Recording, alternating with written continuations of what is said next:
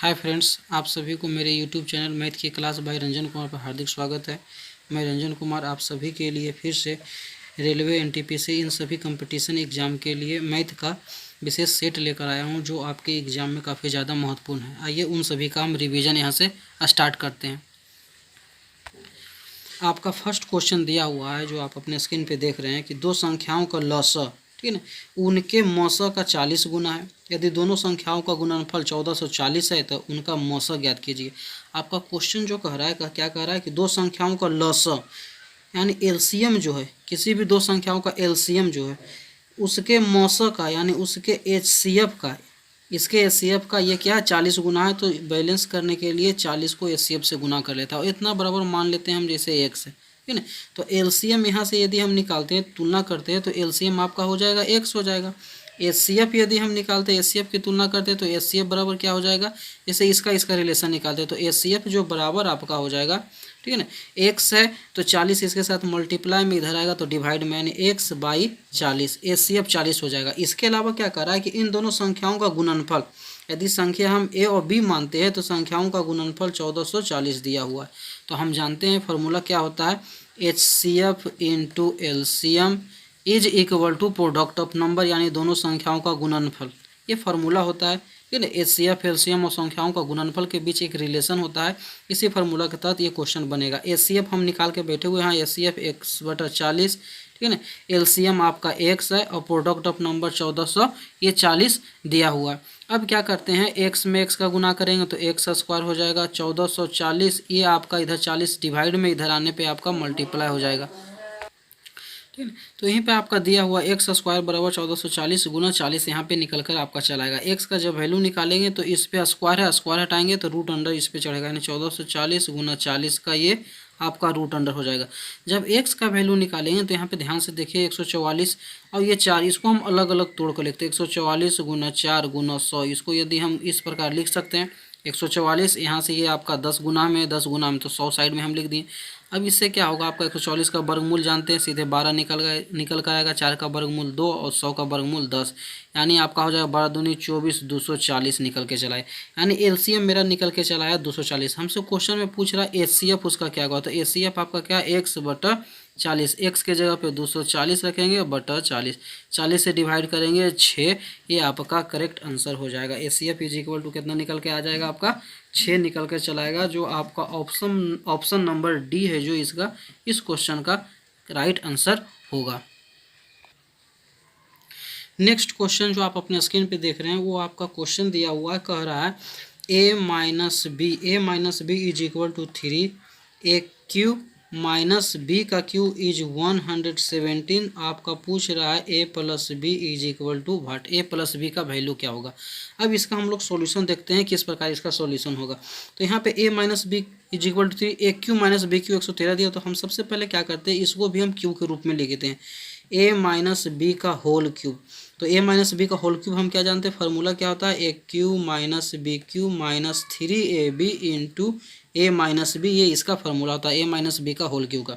अब इसे लिखने से क्या होगा, a माइनस बी आपको दिया हुआ है यहाँ पे कितना 3 है, तो 3 का होल क्यूब, ठीक है। A cube minus b Q आपका दिया हुआ है कितना 117 दिया हुआ है, 3ab into a minus B आपका इक्वेशन में दिया हुआ 3 यहाँ लिख देंगे, 3 का क्यूब आपका 27 हो जाएगा, 117 और 3 में 3 का गुना करेंगे 9ab चलाएगा। 9ab आप इधर देखिए माइनस में, यदि इसको उठा करके हम बराबर की साइड लाते हैं, बराबर की साइड यदि ले जाएंगे तो ये 9ab प्लस में हो जाएगा, ठीक है। तो 117, ये 27 आपका इधर प्लस में, इधर जाएगा माइनस में, 127 में 117 में से 27 जाएगा तो ये 90 बचेगा। तो यहाँ से ab निकल के चला आया आपका 90 में 9 का भाग करेंगे 10, ठीक है ना। ए बी निकल के कितना चला है 10, और पहले से हमको क्वेश्चन में दिया हुआ था a माइनस बी 3। यहाँ पे हम इसका दो तरह से वैल्यू निकाल सकते हैं, एक तो अपने मन से वैल्यू पुटिंग के द्वारा वैल्यू पुट करके हम इसका मान निकाल सकते हैं। अब वैल्यू पुट कैसे करेंगे यहाँ समझते हैं। ए बी आपका 10 है, तो ए बी 10 है, मतलब ऐसा कोई दो संख्या जिसको गुना करने पर 10 आता है, तो एक 10 ले सकते हैं, एक 10 को गुना करेंगे 10 आएगा, ठीक है ना। 2 और 5 को गुना करने पर 10 आएगा, इस तरह का संख्या है। तो अब यहाँ पे देखिए क्या 10 में से 1 जाएगा तो 3 आएगा, नहीं आएगा, तो इस कारण ये आंसर नहीं होगा। 5 में से 2 जाएगा 3 आएगा, तो यानी ये हो सकता है, ये हो जाएगा आपका। 5 क्योंकि 5 में 2 का गुना करेंगे 10 आ रहा है, 5 में से 2 जा रहा है 3 भी आ रहा है, ठीक है ना। और यहाँ से भी चेक कर लिए, 5 का क्यूब 5 5 25 125 और 2 का क्यूब 8, 125 में से 8 जाएगा 117, यानी सभी वैल्यू को वेरीफाई कर रहा है। तो इस कारण यही ऑप्शन है जो आपका सही हो जाएगा। ए प्लस बी का वैल्यू पूछ रहा है तो सीधे यहाँ पर ए प्लस बी रखेंगे, यानी 2 + 5 यानी ये 7 राइट आंसर हो जाएगा। एक ये तरीका है। दूसरा तरीका हम लोग यहाँ से क्या करते हैं, ए प्लस बी पूछ रहा है तो ए प्लस बी का होल स्क्वायर का हम वैल्यू पुट करेंगे। ए प्लस बी का होल स्क्वायर जानते हैं, ए माइनस बी का होल स्क्वायर और प्लस 4ab, ए भी एक प्रकार का फॉर्मूला है, ठीक है।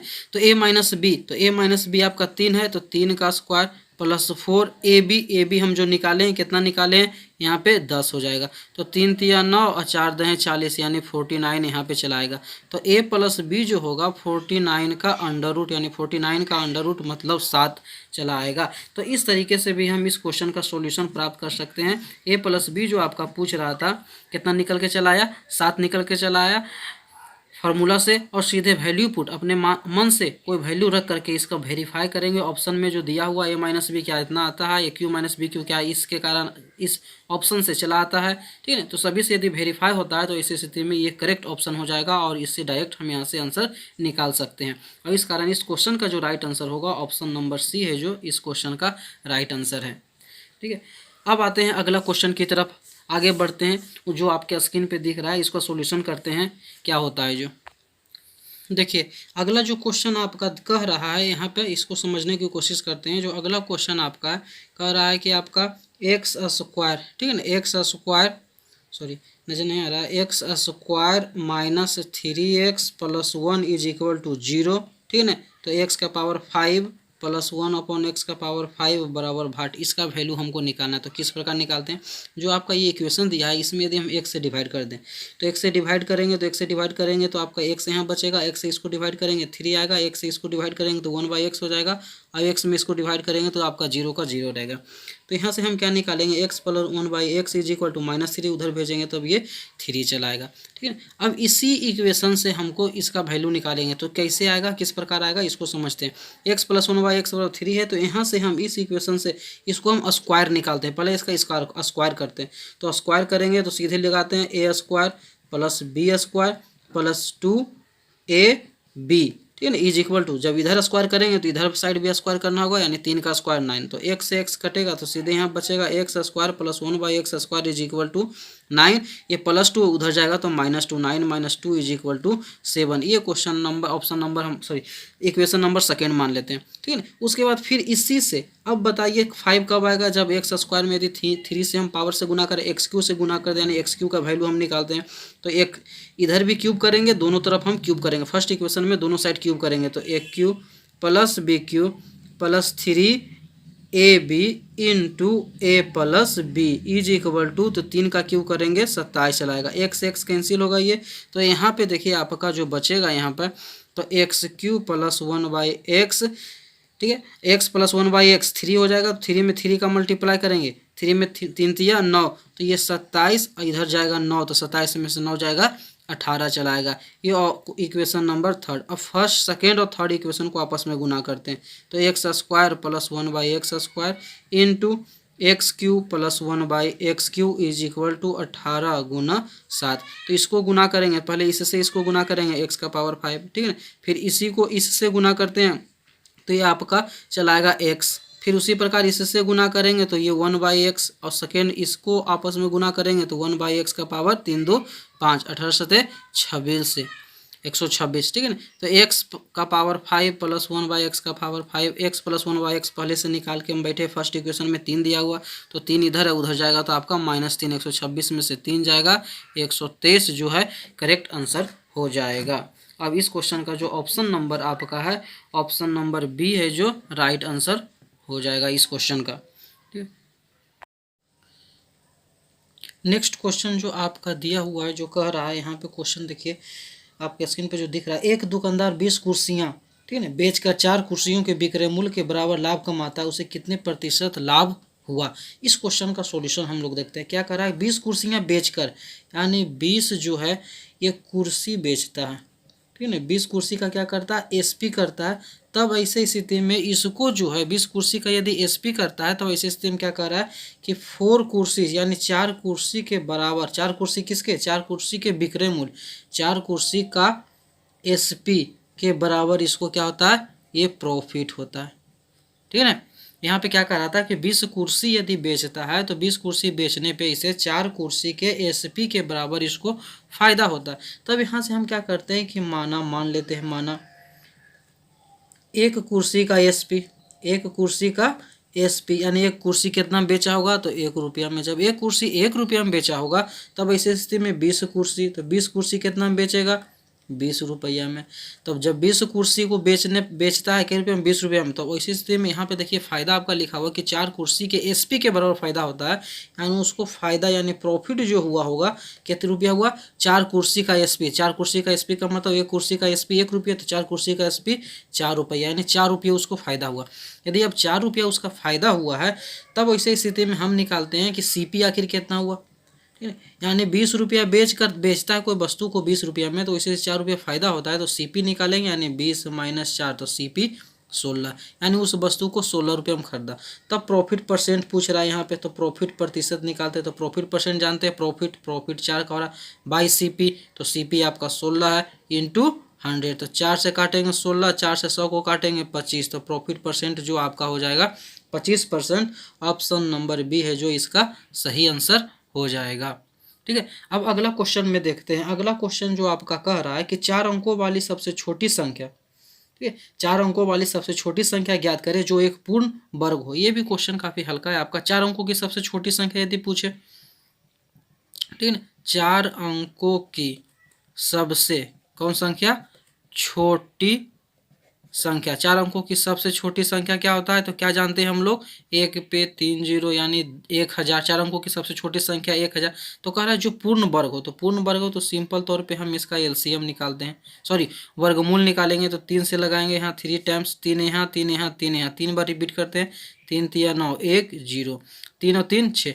अब देखिए आप ही बताइए, यहाँ पे छोटी संख्या पूछ रहा है, तो 1000 में यदि हम बाई चांस 1 भी माइनस करेंगे तो 1 भी घटाएंगे तो ये क्या हो जाएगा आपका 999 हो जाएगा, ठीक है। सॉरी हाँ, ये 4 अंक का संख्या, तो 4 अंक की संख्या 1000 जो सबसे छोटी संख्या उसमें 1 ही भी घटाएंगे तो 3 अंक का हो जाएगा, 999 प्राप्त। लेकिन हमको क्वेश्चन 4 अंक का कह रहा है, तो इसी स्थिति में हम यहाँ 1 भी घटा नहीं सकते, यानी घटाने के बदले हम क्या करेंगे, जोड़ेंगे।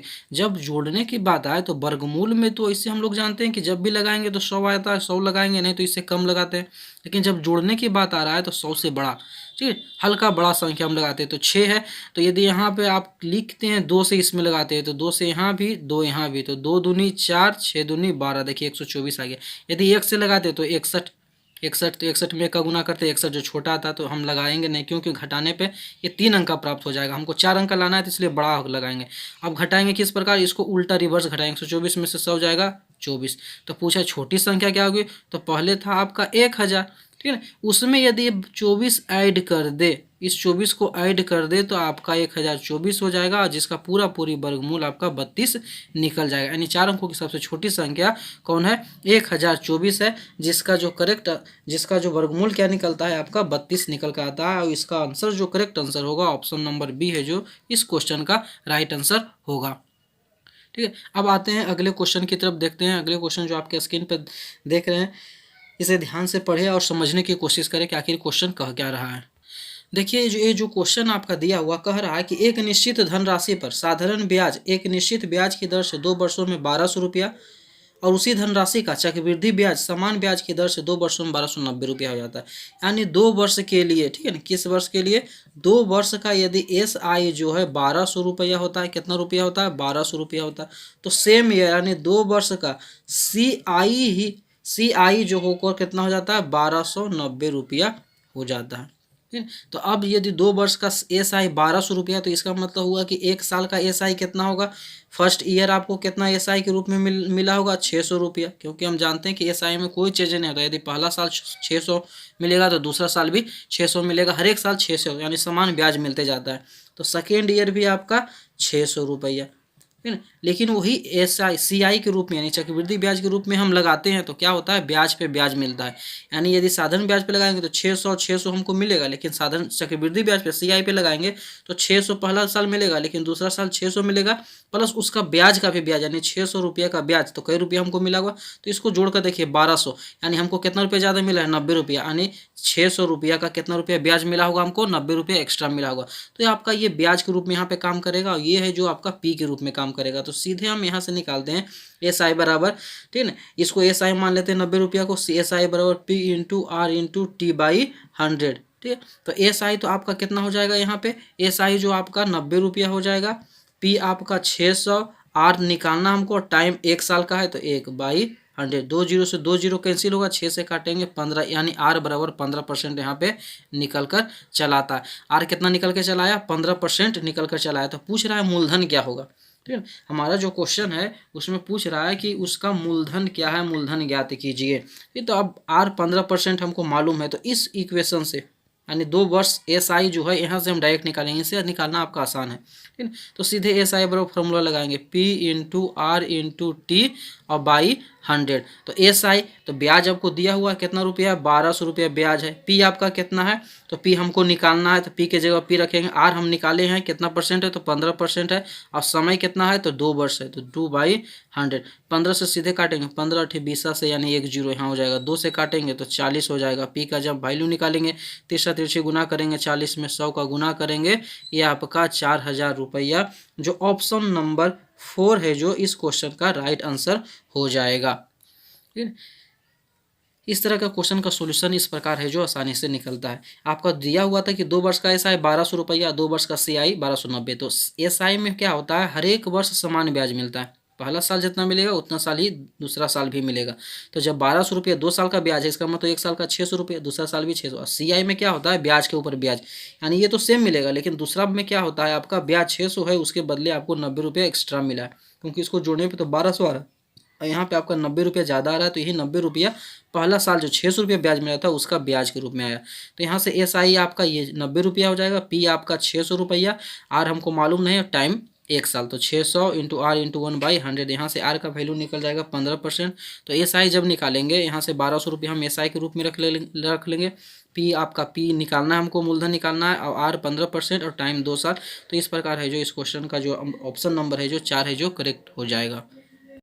नेक्स्ट क्वेश्चन की ओर बढ़ते हैं। अगला जो क्वेश्चन आपका स्क्रीन पे नज़र आ रहा है उसमें लिखा हुआ कह रहा है कि 6400 रुपया को 3 श्रमिकों में 3/5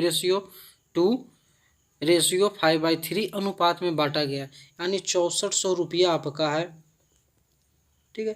अब इसको जो है बांटा गया है 3/5 अनुपात 2 अनुपात 5/3 रेशियो में तीनों व्यक्तियों को बांटा गया। मान लिए ये यदि A है, ठीक है, ये आपका B है और ये C है, तो इन सभी को A को 3/5 के रेशियो में, B को 2 के रेशियो में और 5/3 इन रेशियो में इस हिसाब से 6400 रुपया को बांटा गया। तब वो पूछ रहा है कि बताए कि दूसरे श्रमिक का हिस्सा क्या हुआ, यानी B का हिस्सा क्या है, B का वैल्यू निकालना है, B को कितना रुपया मिला है। तो इस प्रकार क्वेश्चन को यहाँ पे देख रहे हैं, जो रेशियो दिया हुआ है आपका ये बट्टा में है, ठीक है, 3/5, ये 2, इसके नीचे कुछ भी नहीं है, तो इसको हम क्या करेंगे, ये 3/5 है, ठीक है ना, ये 2 है तो इसके नीचे 2/1 और उसके बाद ये 5/3 इस प्रकार लिखते हैं। ये यहाँ पे आपका रेशियो होगा, अनुपात होगा, ठीक है ना, 3/5 अनुपात 2/1 अनुपात 5/3। अब सबसे पहला काम क्या करना है, 5, 1 और 3, ये जो तीनों है आपका नीचे वाला, इसका हम LCM निकालते हैं। तो LCM निकालने पे कितना आएगा, ये आपका 15 आएगा। अब 5 को 15 से गुना करेंगे तो 5 से 15 को कैंसिल करेंगे 3, तो 3 में 3 का गुना करेंगे तो 9 चलाएगा। 1 में 15 गुना करेंगे 15, 15 में 2 को गुना करेंगे 15 दूनी 30, 3 में 15 गुना करेंगे 5, 5 5 25, यानी जो रेशियो होगा ABC में 9:30:25, इस रेशियो में तीनों का हिस्सा मिलेगा। अब पूछ रहा है B का हिस्सा क्या है, तो B का हिस्सा यानी B आपका A है, A का हिस्सा, B का हिस्सा और C का, A को 9:30:25 इस रेशियो में पैसा मिला। B का पूछ रहा है यानी बीच वाला पोर्शन पूछ रहा है, बीच वाला, तो B जितना पूछेगा B का, तो B का रेशियो कितना है 30, तो 30 को ऊपर में रखेंगे अपॉन इन सभी का रेशियो का योग, यानी इन सभी को जोड़ करके नीचे लिखेंगे। तो नीचे जोड़ेंगे तो 30 20 50 और 5 55 और 9 64, और कितना रुपया हम टोटल बांटा गया, तो 6400 रुपया हम बांटा गया। 6400 से इसको मल्टीप्लाई कर देंगे। अब 64 से इसको कैंसिल करेंगे तो 100 टाइम में कटेगा और 30 को 100 से गुना करेंगे तो ये 3000 रुपया चला आएगा। और इस प्रकार इस ऑप्शन का जो ऑप्शन नंबर बी है 3000 रुपया वो करेक्ट आंसर हो जाएगा। ठीक है, अब अगले क्वेश्चन की ओर देखते हैं जो आपके स्क्रीन पे नज़र आ रहा है। अगला क्वेश्चन जो कह रहा है यहीं पे इसका सॉल्यूशन देखते हैं कि चीनी के मूल्य में 25% की वृद्धि होने से, ठीक है, कोई व्यक्ति उस पर आने वाले खर्च को कितना प्रतिशत से बढ़ा या घटाए कि उसकी खपत 20% से बढ़ जाए। ठीक है, मान लेते हैं कोई व्यक्ति है जो पहले खपत करता था, चीनी की खपत करता था, मान लेते हैं कि 10 केजी खपत करता था। ठीक है, खपत कितना करता था, 10 केजी खपत करता था और रुपया जो उसका यानी उसका जो कीमत था, मूल्य था, चीनी का मूल्य था, ये भी मान लेते हैं कि 10 रुपया पर केजी था। 10 रुपया पर केजी यानी 1 केजी का मूल्य 10 रुपया, तो 10 केजी चीनी खरीदने में उसको कितना लग जाएगा, 100 रुपया उसको लग जाएगा 10 केजी चीनी खरीदने में। अब यहाँ पे कह रहा है कि चीनी के खपत में आने वाले खर्च को कितना प्रतिशत से बढ़ाए या घटाए कि उसकी खपत 20% से बढ़ जाए। खपत 20% बढ़ना है यानी पहले जो 10% खपत होता था, ठीक है ना, पहले जो 10% खपत होता था अब खपत में 20% की वृद्धि, यानी 10 में है जो 20% की वृद्धि होगी तो 20% वृद्धि का मतलब 120/100, यानी पहले जो 10 केजी खर्च होता था अब वही कितना होगा 12 केजी। ठीक है ना, लेकिन मूल्य शुरुआत में लिखा हुआ आपके क्वेश्चन में कि चीनी के मूल्य में कितना परसेंट की वृद्धि होगी, 25%, तो 25% का वृद्धि यानी पहले जो 10 रुपया हिसाब से चीनी मिलता था वो कितना के हिसाब से मिलेगा, तो 125/100, 25% वृद्धि का मतलब 100 में 25 बढ़ेगा तो 125/100, 1 0 से 1 0 कैंसिल करेंगे यानी 12.5 रुपया पर केजी, 12.5 रुपया पर केजी के हिसाब से अब मिलेगा। तो अब खपत है जो 20% बढ़ाए तो 12 केजी हो गया, मूल्य पहले से बढ़ गया 25% तो इतना रुपया हो गया। तो इस दोनों को गुणनफल यानी 12 केजी चीनी खरीदने में अब कितना खर्च होगा हमको, तो गुना करेंगे 12 में 12 गुना 144 और 6 हो जाएगा आपका 150 रुपया। इस दोनों को मल्टीप्लाई करेंगे तो 150 रुपया आ जाएगा। यानी खपत में प्रतिशत वृद्धि कितना होगा, पहले 100 रुपये खपत करता था अब उसको खपत कितना करना पड़ा 10%, यानी प्रतिशत वृद्धि जो खपत में निकल के आएगा वृद्धि के रुपये को 50 रुपया कितना में बढ़ा 100 में गुना 100, यानी 100 से 100 कटेगा यानी 50% है जो सही आंसर हो जाएगा। और इस क्वेश्चन का ऑप्शन नंबर बी है जो राइट आंसर होगा। इस तरह का क्वेश्चन का सॉल्यूशन इस प्रकार हम आसानी से कर लेते हैं। अब आइए अगला क्वेश्चन देखते हैं जो आपके स्क्रीन पे नज़र आ रहा है, इसे समझने की कोशिश करते हैं। इसका सॉल्यूशन है जो देखते हैं कि किस प्रकार इस क्वेश्चन का सॉल्यूशन होगा। अगला क्वेश्चन जो आपको देखिए स्क्रीन पे लिखा हो कि एक वृत्त की परिधि 22 सेंटीमीटर लंबी भुजा वाले वर्ग के परिमाप के बराबर है, तदनुसार उस वृत्त का क्षेत्रफल कितना होगा। ठीक है, क्या करा एक वृत्त की परिधि, यहाँ से इसका सॉल्यूशन देखते हैं क्या लिखा हुआ है, वृत्त की परिधि, वृत्त की परिधि, ये जो वृत्त की परिधि है क्या है, कह रहा है कि 22 सेंटीमीटर लंबी भुजा वाले वर्ग के परिमाप के बराबर है, यानी वर्ग का जो आपका परिमाप दिया हुआ है क्या है, वर्ग के परिमाप के बराबर है। वर्ग का भुजा कितना है 22 सेंटीमीटर, तो यानी वर्ग के परिमाप के बराबर, ये है जो किसके बराबर है, वर्ग के परिमाप के बराबर आपका है। ठीक है, तो वृत्त की परिधि क्या होता है, वृत्त की परिधि तो सिंपल अभी छोड़ देते हैं, वर्ग के परिमाप 4 गुने भुजा, हम लोग जानते हैं कि वर्ग का परिमाप क्या होता है, तो 4 गुने भुजा। ठीक है, तो 4 रखेंगे। अब भुजा, भुजा कितना दिया हुआ आपका 22 सेंटीमीटर लंबी, यानी 22 चौक 88, 22 चौक 88 सेंटीमीटर। तो वृत्त की परिधि का फार्मूला यूज करते हैं, वृत्त की परिधि का फार्मूला होता है तो 2πr बराबर 88 सेंटीमीटर। ठीक है ना, तो ये आ गया 2, पाई के जगह हम यदि 22/7 रखते हैं, इसका वैल्यू जानते हैं 22/7, तो 22/7 r into r is equal to 88 centimetre. तो अब इसको काटते हैं 22 दूनी 44, तो 44 दूनी 88, आर बराबर 7 दूनी 14 सेंटीमीटर चलाएगा। यानी आर का जो वैल्यू है यानी उस जो वृत्त है, वृत्त का रेडियस हमको निकल के चला है 14। पूछ रहा है क्वेश्चन में उस वृत्त का क्षेत्रफल क्या होगा, तो वृत्त का क्षेत्रफल का फॉर्मूला लगाते हैं। वृत्त का क्षेत्रफल का जानते हैं फॉर्मूला πr²। ठीक है, तो ऑप्शन जो है, ऑप्शन में यहाँ ध्यान से देखिए, ऑप्शन में जितने भी आपका ऑप्शन है सभी पाई के रूप में, यानी पाई का वैल्यू चेंज नहीं किया, पाई का वैल्यू ज्यों का त्यों हम रखेंगे। ठीक है ना, तो पाई आर का स्क्वायर, आर का स्क्वायर मतलब 14 × 14, 2 बार करेंगे, 14 में 14 गुना करेंगे 196 पाई सेंटीमीटर स्क्वायर, ये यूनिट हो जाएगा। ऑप्शन नंबर डी है जो इस क्वेश्चन का राइट आंसर हो जाएगा।